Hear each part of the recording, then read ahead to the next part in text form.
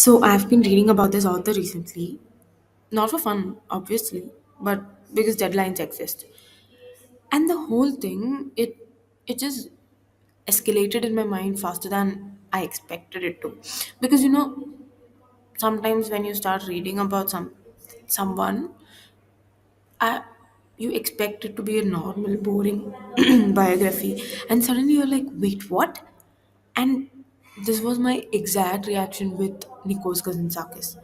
And at the first thing, it was just one one simple thing that caught my attention, which is that people called him Antichrist, which is a dramatic accusation, by the way.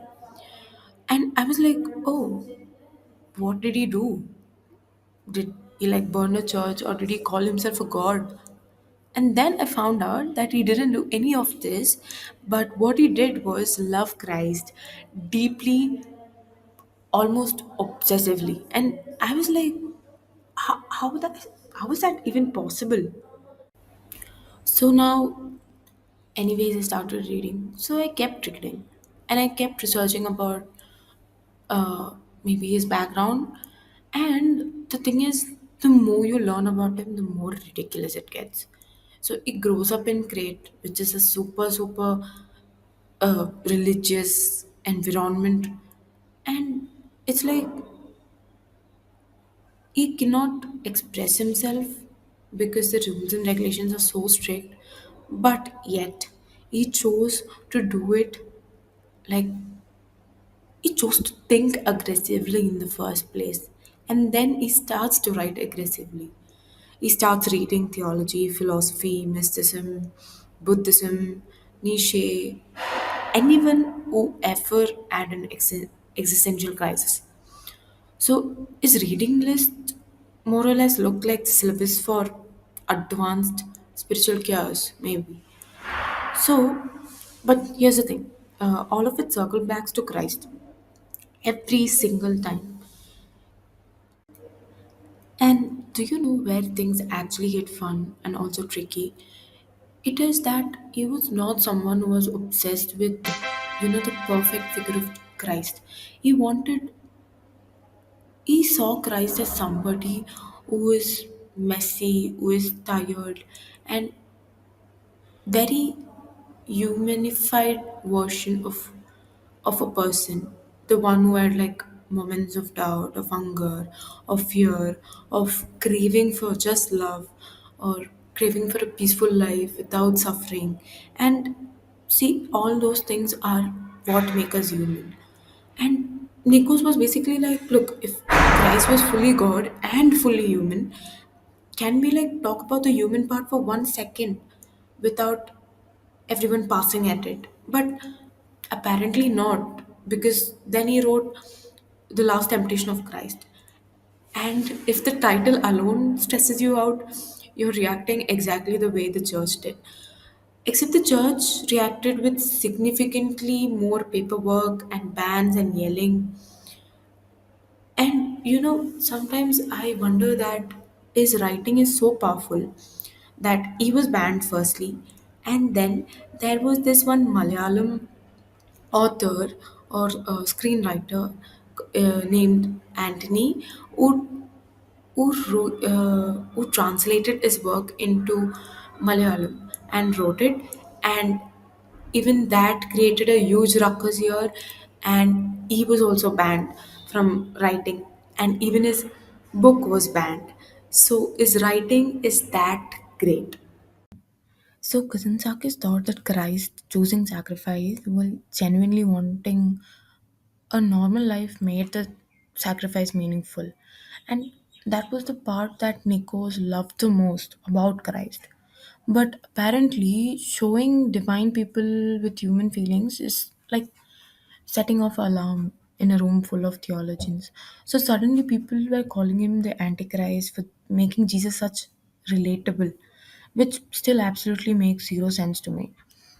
So if you think about it though, it kind of makes sense why people panicked, because he had this annoying ability, like in a brilliant way, to ask questions that you cannot ignore. So He asked questions like, what if Christ struggled? What if holiness involves doubt?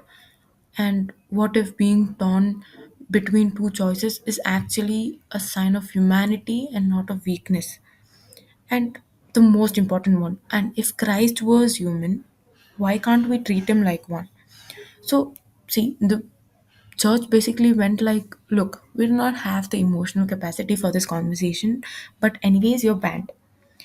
So, Nikos over here writes emotional essays about spiritual freedom.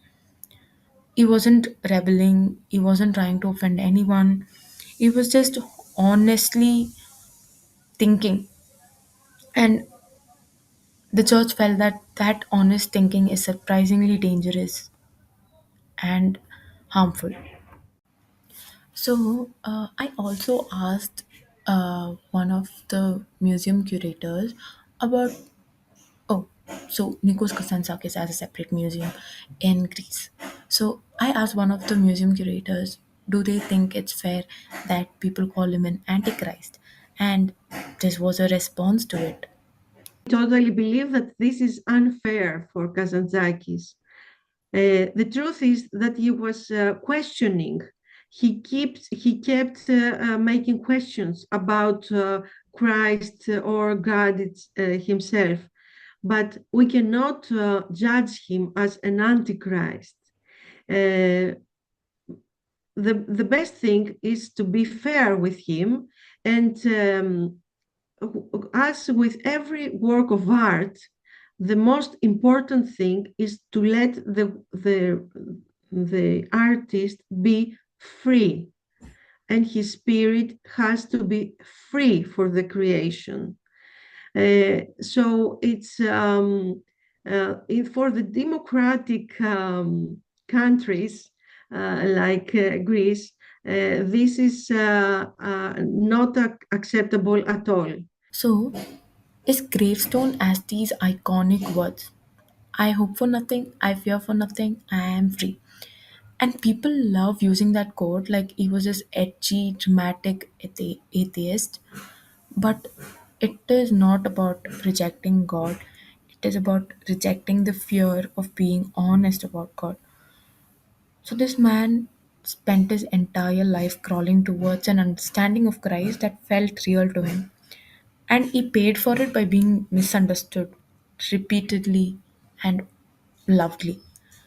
But that's also what makes him fascinating to me. He just wasn't trying to tear faith apart, but he was trying to open it up. So, who is Nikos Kazantzakis? If we should tell, he is not a rebel, he is not a heretic, and he's definitely not antichrist. He was a man who looked at the biggest spiritual figure in history and said, okay, but where is the human part? Because that is the only part I can understand. And honestly, I think that might be the bravest thing anyone has ever done with a pen.